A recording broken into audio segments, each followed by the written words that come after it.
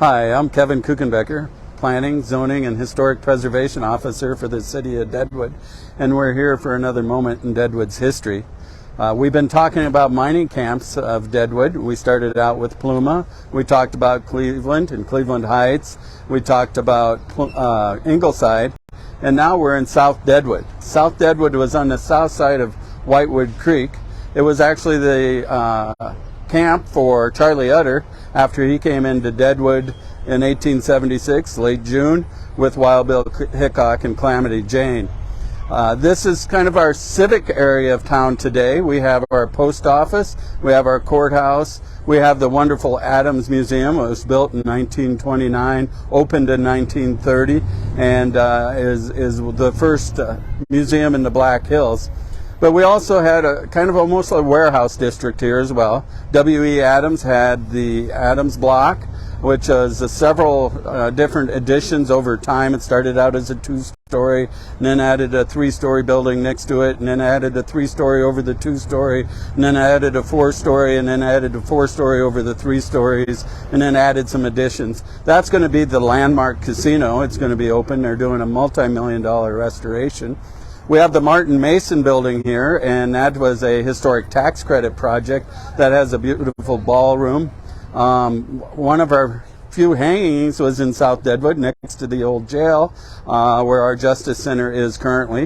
Of course, they're building a new Justice Center across from the Lodge right now, which is a $50 million project. And then you had the railroads coming in here. We're standing at the depot, which is our History and Information Center, and it's where the Fremont, Elkhorn, and Missouri River Railroad came in. And so this is a 120-year-old structure that's used for history and information for our visitors coming to Deadwood. Almost 2.5 to 3 million visitors a year now. There was the Burlington Railroad depot here as well. Unfortunately, that was torn down many years ago before historic preservation. But we have some wonderful restaurants in South Deadwood. City Hall, which is in the old Fish and Hunter building, is in South Deadwood. And